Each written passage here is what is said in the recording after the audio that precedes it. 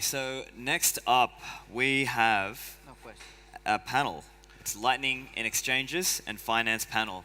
So our guests for this panel, Simon Cowell from Bitstamp, Colleen Sullivan from CMT, Max Keidun from Hodl Hodl, and hosted by Aaron van Wedem. Welcome.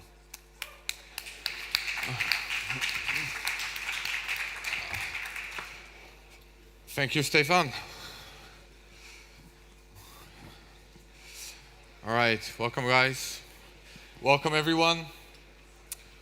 My name is Aaron van Wedem. I'm technical editor at Bitcoin Magazine. Before we start, I'd like to just quickly say this conference is amazing. I remember a couple years ago I was writing my first article on Lightning, and there was a white paper, and Rusty wrote a couple of blog posts, and that was it. There was nothing. There were no resources, and here we are at a conference with hundreds of people, several tracks, all of the cool apps being developed upstairs. It's really amazing. At least I think it's developing fast. It's awesome. So yeah, this is the Exchanges and Finance panel. I'm joined by Trey Griffith on the far right, far left for you guys.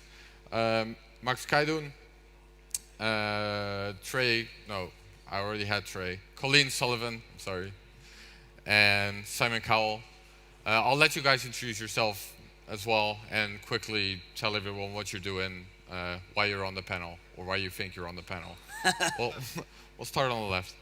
Sure. I'm Trey. I'm the founder of SparkSwap. We've built, basically an OTC trading desk for buying Bitcoin over the Lightning Network, and also, have experience building cross-chain atomic swaps with Lightning. So I think that's why I'm here. So hang on. So to be clear, users can buy Lightning funds through your service, basically, right? Yeah, that's right. So you can connect to your U.S. bank account and send funds, and then immediately get Lightning Bitcoin in a channel available to spend. Is it U.S. only? It's U.S. only right now, and only available in about 24 states. But we're looking to expand to Europe and beyond.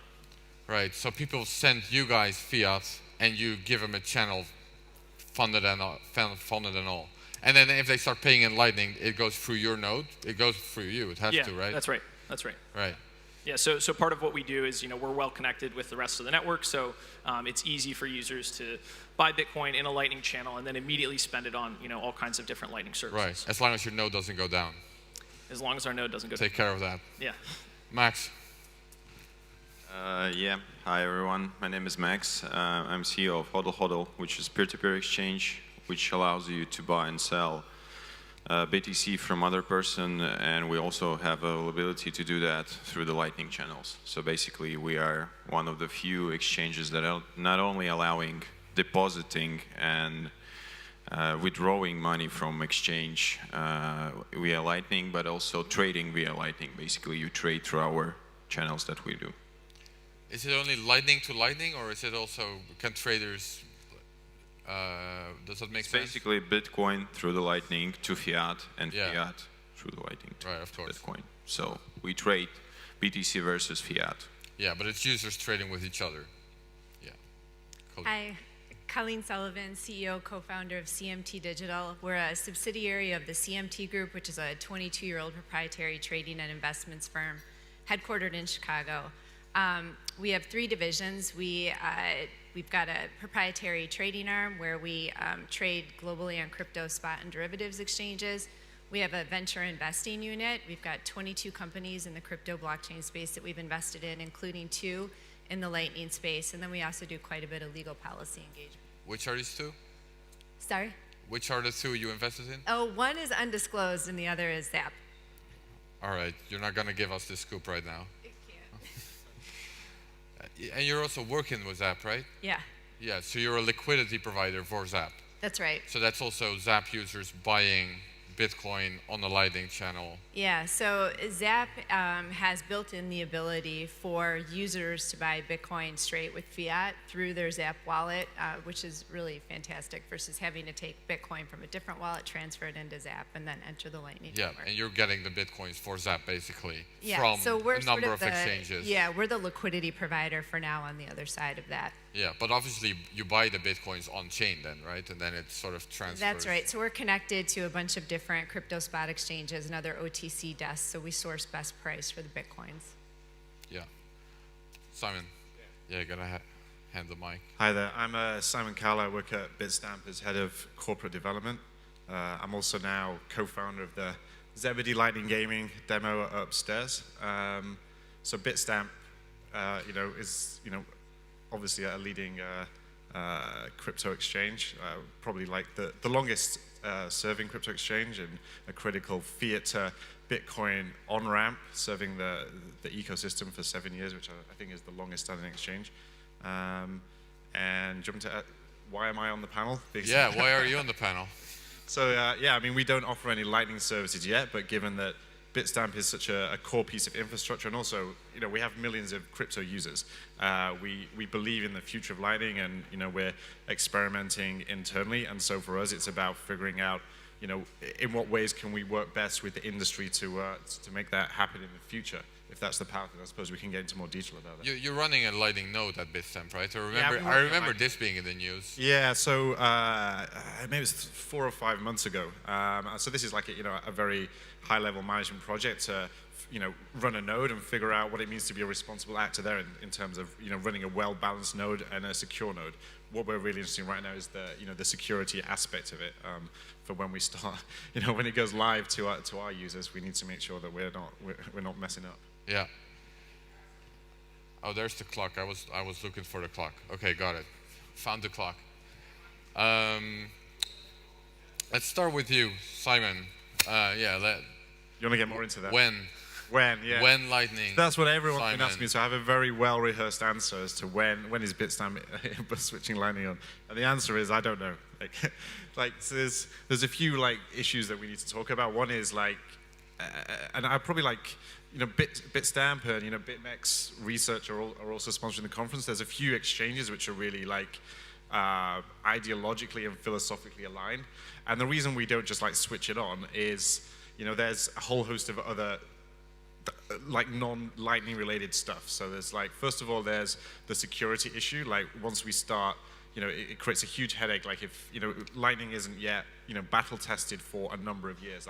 So Bitstamp started trading Bitcoin in 2012, and by that point Bitcoin was in production for maybe 3 years, a bit more. Well, Lightning is getting close. Lightning's getting close. So 3 years, is that the deadline you're giving us? So don't quote me that on in a year it'll be robust enough. But we just had a critical bug that was revealed. So Bitcoin had a critical bug in 2013. Come on, Simon. Are you growing conservative on us? Okay. So what we're doing is we're developing the expertise to learn about Lightning security. So that first of all, Bitstamp is regulated. Our important service that we play to the Bitstamp ecosystem is so you can get rid of your fiat and get it into Bitcoin easily. And to do that, we need to work with the banks so that do that part. So if we switch on Lightning and there's and we fuck it up, then and we lose user funds, then that risks our position with the regulators. So we need to be 100% that we can do it in a reliable way. And then the second thing is, when will it be reliable enough though? Is there any sort of, what are we waiting for? What's the, can you make that concrete or no? No, there isn't any we don't have a checklist of this is the concrete things the line is going to be. It's going to be a more of a feeling, and that leads to another question, which is what comes first, the chicken and the egg? When it's used widely enough, and there's enough people that have adopted it, it's okay, this is a robust thing that it's commercially worthwhile, a business integrating. Because the other thing is the amount of resources it'll consume when day to day an exchange is building up technical debt just to keep the exchange running. It's and then you're okay, we're going to consume some resources to this thing which right now isn't going to make any money, and it's also going to be a huge risk to the business. So right now it's okay, it's hard to get make the case for it right now, even though it would be amazing if we could switch it on and pump the Lightning network. There's a chicken and an egg problem going on, and I think that's perhaps should be. That's what Colleen is solving, no? Why, Colleen? Why did you guys get into Lightning? What's your interest in Lightning? Sure. Yeah. So as a trading firm in this space, trading in the traditional markets, the exchanges are open 5 days a week, 8 a.m. to 3 p.m., which correlates really well with Fed banking hours. crypto is obviously very different, 24/7, 365. So one of the big challenges we had early on was how do we move fiat onto exchanges off trading hours or off bank hours and over the weekend. So especially in 2017 when the ARB opportunity was going on, we would essentially guess on Friday, 1 hour before the Fed wire cut off, what exchange do we think Bitcoin's going to be trading lower on? Let's put as much fiat over there as we can so we can trade over the weekend. And inevitably we were wrong, right? But a bank called Silvergate Bank really helped to change that. They developed something called the Silvergate Exchange Network, where they onboarded crypto trading firms and exchanges so we could move fiat 24/7, 365 among each other. So they essentially made transfers of fiat instant. The irony, of course, is that Bitcoin still is not instant, right? So we have to, depending on chain activity and the number of confirms that exchanges require, it can take up to an hour or more for Bitcoin to settle. And that's really why we started, looking at Lightning from a trading standpoint, is if we have instant settlement of Bitcoin, that leads to more capital efficiency for us, and obviously the time matters too. Right, so you see it as a liquidity solution between exchanges, really. Eventually, yeah. So it's your question on when. I mean, I think, you contrast CMT with an exchange, we're trading our own capital. So for us to open up a private channel with another OTC desk, we can handle the risk. We've got those assets in a hot wallet, it gets hacked, that's okay. We understand the risk of being involved early. And that's where I think sort of the first institutional use of Lightning will be, probably through OTC trading. Do you have any thoughts or opinion on how it compares to Liquids, for example, the sidechain, which solves a similar problem? Yeah, it does. I think there are differences, and we're a little bit more focused on Lightning right now, although we've had discussions, about using Liquid too. So not a very open question yet, still. All right, Max, were you guys the first exchange to adopt Lightning? Well, first peer-to-peer exchange, yeah. One of the first, at least. There's another one exchange, local Lightning. They operate in US. You also can buy fiat at Lightning, like shilling a competitor now. But we don't work in US anyway, so. Right. Yeah, we've been I think HODL is the first exchange that actually implemented buying and selling through the Lightning fiat, and we've done that because we're a non-custodial exchange. And when you trade on HODL, you don't trade within our wallet. You trade through multi-sig accounts that we create for each contract that's happening on HODL. So with the multi-sig, the interesting thing is that you have two transactions. One is the incoming transaction to lock seller funds, and another one is outgoing transaction to send from the escrow to buyer wallet. So it's fine when the transaction fee is low and when mempool is working properly, but when you have a high transaction fee and when it's slow, then the trade can take a lot of time and you can pay a lot in transaction fee. So Lightning for us was a logical step to explore new technologies that will be able to help us decrease time of the trade. And in case if on-chain everything is full with the mempool is full. And another one was to do it cheap and fast. And actually, Lightning's still custodial on HODL because you trade through. It's a different model than it's with a bit Lightning different now. model, but we know the risk. We are reckless. So explain this though, because with Bitcoin the transfer So is you direct, basically- but there's a multi-sig account, and with Lightning. Yeah, with Lightning you trade through our basically through our Lightning wallet. That we've automated everything. Are you kind of like a Lightning node in a you're like a hop on the in the transaction in a way. For the time being of the contract, we hold this BTC in our node, basically in our wallet. Lightning trades are popular in HODL mostly among emerging markets. So we have people from Brazil, China, Russia, Bangladesh, Venezuela. They're trading through Lightning because these people actually care about transaction fee, and they're usually buying small amounts like $10, $15, $20. So for them, Lightning is a good alternative. Yeah. How many of the HODL trades are Lightning versus on-chain? Well, in terms of percentage, still very small. It's 3% of total amount of the trades. Offer list at the moment not so big. It's basically I think 40 buy and 40 sell offers, but it's increasing, and hopefully will be more and more adopted by the people. So yeah. Yeah, Trey. SparkSwap this is just the service you're offering, right? Or are you offering more services? Yeah, it's just this right now. Yeah, so buying Bitcoin, and I think for us, we're focusing right now on a more consumer use case. So we have the maximum payment size is really the maximum you can buy at any one time. And I think Colleen's point about this being a really good network for settlement that's really fast is true. But I think one of the challenges and why we haven't seen this adopted more widely is the sizes you can do are pretty small still. So you can't the people that most want to be able. But what do you consider small? Well, like the maximum payment size right now is 0.04 something Bitcoin. The max channel size is 0.16. And then if you look at the network, the actual routability of those size payments is pretty limited. And so I think if you really want to use Lightning as a way to move large chunks of Bitcoin around to make different positions, it's just a difficult network to do that with right now today. And that's not even mentioning kind of the security aspect of it. Well, maybe if you open a channel directly through the exchanges, right? Yeah, you can, but I mean, even now, like you would have to, modify the software to raise the limits. So I mean, there's stuff that's happening that I think will help this, but I think there's for the kind of large transfers where I think it will be most impactful. There's still work to be done to get there. Okay, well that ties in nicely with my next question. Like, there's a bunch of developers in the room, at least at the conference. I don't know if they're actually in the room. What's your message to them? Like, what needs to happen? Like, does this limit need to go, or what else?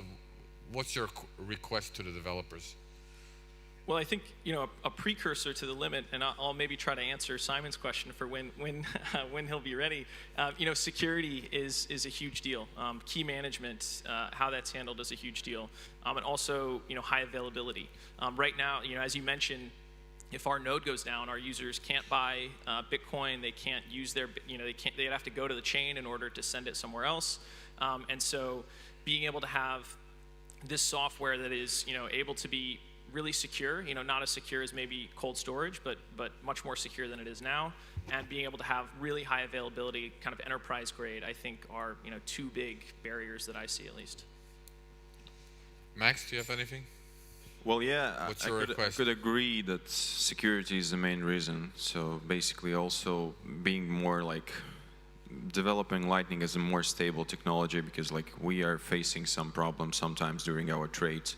So yeah, and like channel capacity, generic tools for balancing channels and all that stuff. So like, yeah, most probably. But security is really important. When it comes to security, like you need to run a hot wallet for Lightning, of course. Yeah. But that's always going to be the case, right?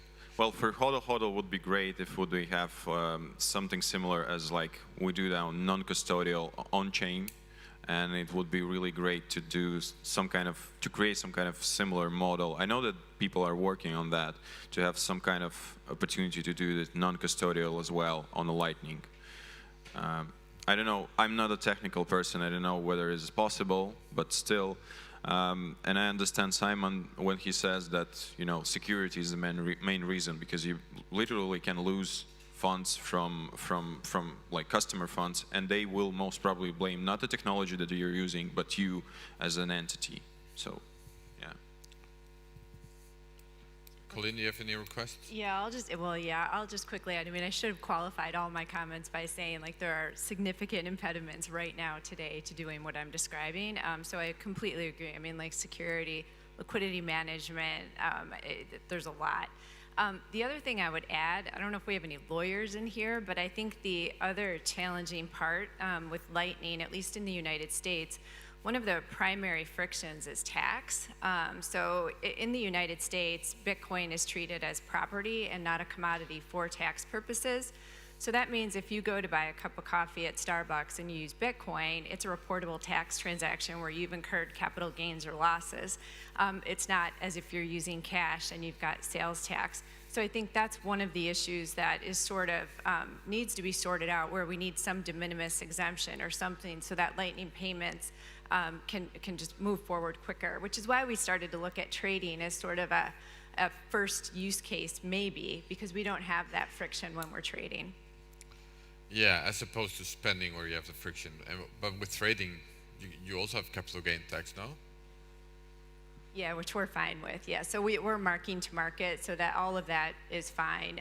But because we're trading in and out so rapidly, we're not trying to we do have a long Bitcoin position that we are holding for long-term capital gains and all of that, but our trading is just all mark to market ordinary income. So we don't, it's the way we have to, it's the way that our traditional assets are taxed anyway, I guess, in the trading world. Yeah. So it's just not a big deal versus using cash for payments. Yeah, so you think spending will only come with this legal stuff is sorted out? I think it's important that we get a de minimis exemption in place in the United States. And obviously the way crypto is taxed globally differs by jurisdiction, but that is just one sort of issue we see. I think they've answered my concerns for me around security. But I think that beyond the technical issues, once they solved in a way that companies can be more comfortable that they can ourselves run a Lightning node for our users without using funds. The next really is the other barriers aren't just technical, they're commercial, not just from an exchange point of view, but from the user point of view. Bitcoin is the only network that's really succeeded organically, and the Lightning network can succeed because it's built on top of Bitcoin, but it's still a network. And what's the spark that makes everyone want to use it? And it's going to happen at some point quickly and all at the same time. What are those scenarios? Is it users demanding that they want Lightning withdrawals so they can trade on exchanges but still self-custody? At the moment, they're not saying that, and a lot of users still just leave their coins on exchanges. The next is this use case for the institutional traders that you all trade against. They, in the traditional financial world, there's middlemen who do prime brokerage, settlement, and clearing. You just don't have that, and the Lightning Network solves those problems if they all get together and say, okay, we want to do that. And then the final problem, which I was talking today about with the guys at Eclair, was that really the Lightning Network solves fee problems. So maybe the spark is when in the next rally fees go up and everyone's like, oh shit, now we need to save fees, and everyone goes on the Lightning Network at the same time. That might be the catalyst, because people are late. People need an incentive to do something unless you're really proactive without the technology. And maybe that's the thing that's okay, now I'm incentivized to use Lightning because I need to save on fees. We've already mentioned sort of inter-exchange liquidity, but do you guys think there are other ways exchanges could really benefit from Lightning? So for example, something that I've always been excited about is this idea that you don't actually have deposits at exchanges, but you have a Lightning channel open with an exchange, so you're always in control of your own funds until you make the trade. Do you guys, how do you feel about that? This isn't the Bitstamp official position, but Bitcoin is a digital bearer asset, and so for anyone who has to custody it, it's an absolute pain. So if you can move that problem to the users, then theoretically that's quite good. I don't know why any exchange or business wouldn't actually appreciate that. Right. Any other thoughts here? I completely agree. The problem, as you just noted, is that there's no prime broker in the space. So again, in the traditional trading world, you have a prime broker sitting between you and the exchanges that you trade on. So my counterparty risk is just to that broker, not to each of the exchanges. Crypto is very different. My counterparty risk is to all of the exchanges that I trade on. So with something, and because of the way this works, you have to be pre-funded on these exchanges in order to trade. So with Lightning, that helps to eliminate some of that, where if you have instant transfer of the asset, you don't have to leave assets on the exchange to take advantage of trading opportunities. Yeah, I agree that Lightning will help with that, providing some non-custodial tools, but either faster transferring and all that stuff. So the less time you are storing your funds on an exchange with a third party. Basically, it's already reached with Bitcoin, on-chain Bitcoin, but Lightning still has a long way to go. But I hope everything will happen. Yeah, I think it's pretty obvious that I think the non-custodial nature of trading over Lightning has promise. The idea of being able to trade just as easily as you do now, but without ever having your coins in someone else's custody, really. As soon as the transfer to you, they're yours. I think that's really compelling and something that a lot of people react to, but that may be for a lot of exchanges, that may be kind of a next step after adoption, I would assume. But I think we're ready for that now, at least at small sizes. Simon already kind of mentioned this, but this sort of chicken and egg problem for Lightning, where there's only really a reason for exchanges to enable all of this if there's user demand. Where do you think user demand is going to come from, or do exchanges have a more active role here? Do you want to start? Sure. I mean, I think the fee thing is real. I think that's something that a lot of people who are otherwise not super educated about the space really respond to, is that fee pressure. So I think that's a big one, at least that I see, is the fees going up could really help. I also think though that there's an opportunity here for just the increase in other experiences on Lightning. Bringing more consumers onto the network could itself drive pressure, because people that already have their Bitcoin in a Lightning channel and are used to these instant transactions may start to demand kind of more, Lightning-enabled services like an exchange. What do you think your users are buying Lightning Bitcoin for? Do you have any idea? Well, yeah, I mean, I think certainly there's a lot of people in this audience who are building things like that, like Fold. I think is at least we have some very vocal users that really love Fold because they get Satoshis back every time they buy stuff. So I think those types of services seem to be pretty popular. But I think one of the reasons why we like the Lightning Network is it's hard to tell always kind of where everything's going. So we have to rely on basically feedback on Twitter about what users are doing. Max, what do you think? Yeah, well, the fee, obviously. That's why we developed the Lightning instance of exchange, and also the confidentiality, because Lightning increases privacy. That's one of the points, could be. But to increase liquidity, I need there must be a more collaboration between, Colleen mentioned, that they're partnering with Zap, basically liquidity provider, and wallet, which is used by many customers. That might also drive adoption. So I think exchanges partnering with wallets and other partnerships, that might be as well. And of course some traditional retailers or banks or something like that, which is of course a dream, but exploring a new technology and bringing their customers to the Lightning as well. We can dream. We can dream, yeah. I'll pick up on the privacy comment just briefly. So one of our trading strategies is we ingest blockchain data from Ethereum and the Bitcoin blockchain and try to figure out, analyze which wallets belong to which trading firms or token issuers or whoever it may be, and try to derive trading signals based on movements from those wallets. Front running. Yes, exactly. Except it's legal in this space because it's all publicly available information. It's just being able to analyze it. Sure. But to that point, we don't really want to be front run as a trading firm, right? So the more that we're able to transact sort of over Lightning, the less possibility there is for people to sort of monitor what we're doing. Yeah. So whales should be using Lightning if they don't want to be front run on. As soon as we have limits where they can. Yeah, on that point of privacy, do you think this is also a counter reason for exchanges to adopt Lightning? Because right now there's all of the KYC, AML, exchanges working with blockchain analytics firms. With Lightning, that's all going to be impossible, or at least a lot more complicated. It's going to be interesting to see the regulators' reactions once they understand the Lightning Network. It's going to be interesting. It seems like it would be like a regulator killer almost. But before, theoretically, if everyone's on the Lightning Network, then they can't do anything about it. But in the process, while people are getting onto the Lightning Network, what's their reaction going to be? And I don't know what. I don't want to give them some clues as to what they should do. Well, do you think it's a reason for exchanges to maybe be hesitant about? It's a reason to be hesitant, but there's no guidance or anything. So it could be a problem. It could be a solution. Who knows how the balance would lie? If you have to KYC AML every node that you interact with, that's not realistic. And it's almost unenforceable, and it would kill businesses. But then you'd still get the businesses arising anonymously. It still happen. That's the thing. They can't stop this happening. They can try and clamp down on certain businesses, but then if we can't do it, then you start to get these guys setting up.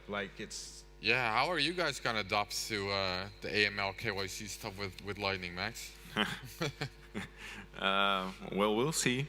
I don't know how. I've got like In case anyone doesn't know, the HODL doesn't do any doesn't do any KYC/ML. Yeah. So our like one of the things that we believe that again the non-custodial stuff, because now like on-chain trading are non-custodial. We don't process fiat. We don't process crypto. So basically we're exempt in Europe and I think in US as well, according to the latest guidance of regulation.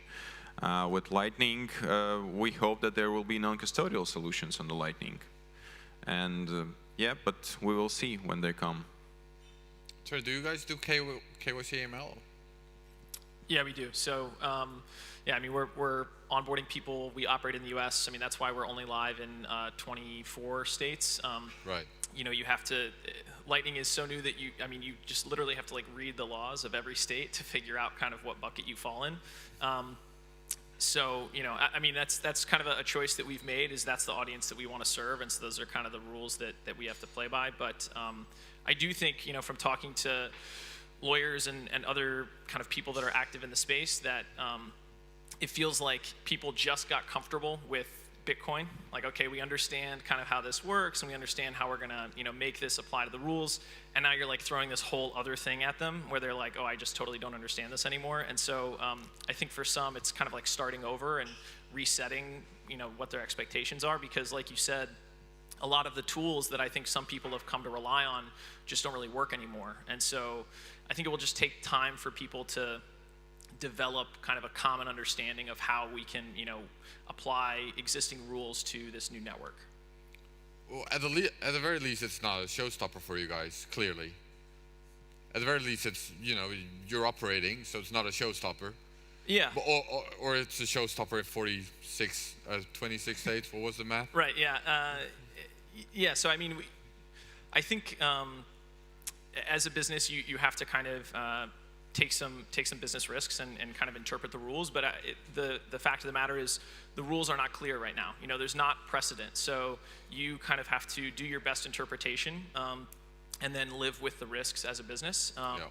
And so, you know, I think that's just the way it goes. And for us, you know, we kind of chose to really stick with non-custodial, but, you know, have a kind of user experience that was only enabled through kind of a KYC approach. Did you want to add something, Max? Yeah, just remember about the KYC, how we're going to tackle this. We recently announced that we're going to open source exchange, and we're also building the platform for API, including our Lightning escrow. So everyone will be able to build their own exchange. So yeah, good luck. Anyone will be able to build their own HODL with your software? Yeah. Right. So basically, yeah, good luck with regulating multiple HODLs. I don't care.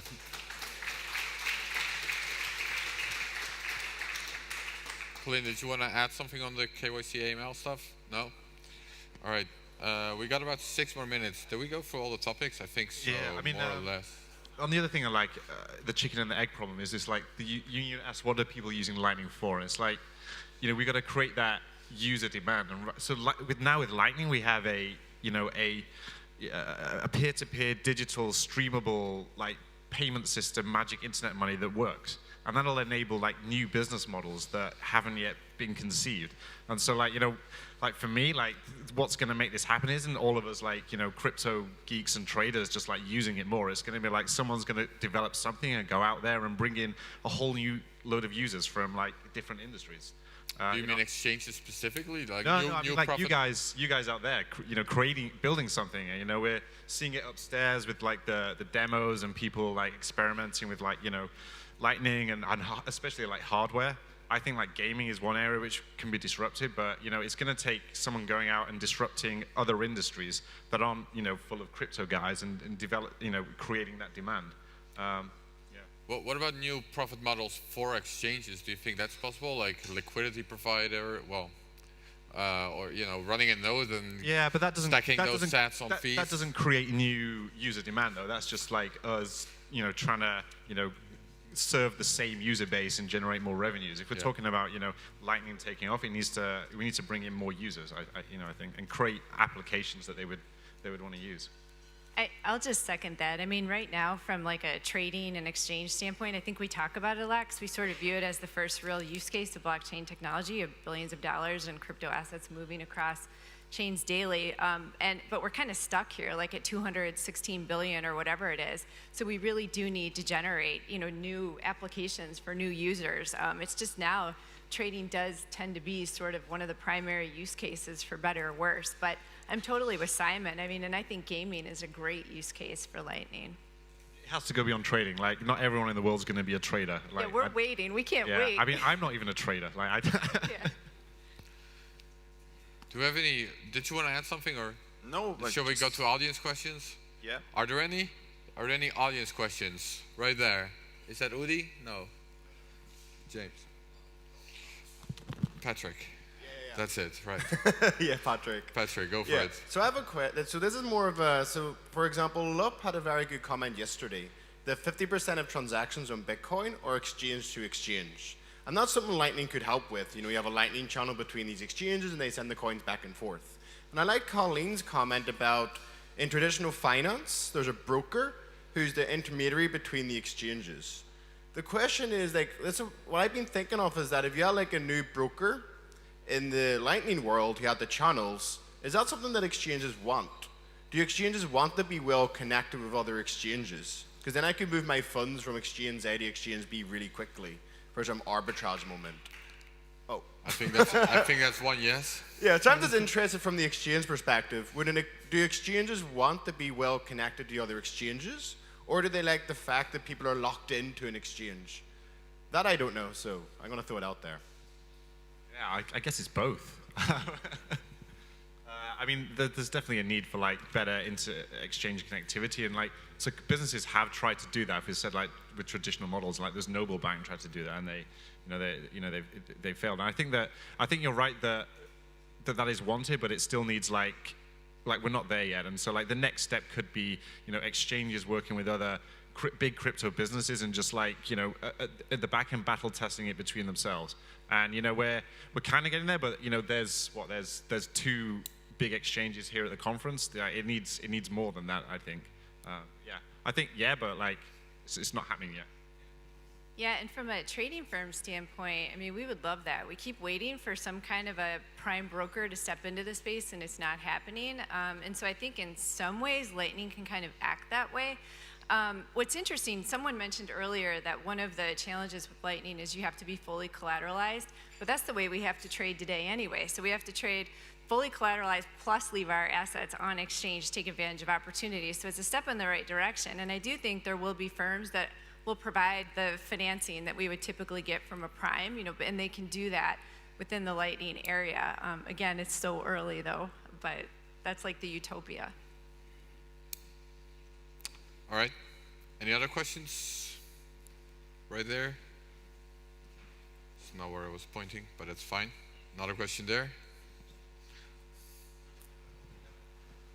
Hi, I'm Alex from Zine Exchange.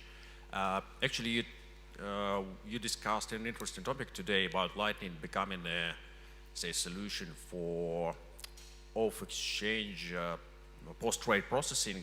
I'd like to tell that actually we have launched that solution recently, and I'd like to discuss and invite you to test our decentralized accounts. So basically what we do, we allow you to keep your funds securely in the Lightning channels and bring them almost immediately to our exchange when you need them. So I'd like to discuss what you think about that technology and if you see any potential breaches in it. Does anyone want to take that? Well, that's great. We're happy for you. Like, any questions? Yeah, there was another question there, here in the corner. Hi, I think you've covered that a bit. From the compliance perspective, how are we going to monitor the source of funds with the Lightning channels? How are we going to verify where the funds are coming from as a regulated exchange? Well, yeah, we discussed that on the panel, yeah. But you maybe just got here. No, we discussed that, right, or no? Is it a different question than the AML KYC question? Yeah, we did discuss it. I don't know what else you want out of it, but yeah, it is difficult. Like unless it's just between two nodes and you know each other, then that's the only way to do it. But like clearly that's not how the network's going to evolve. So we don't know.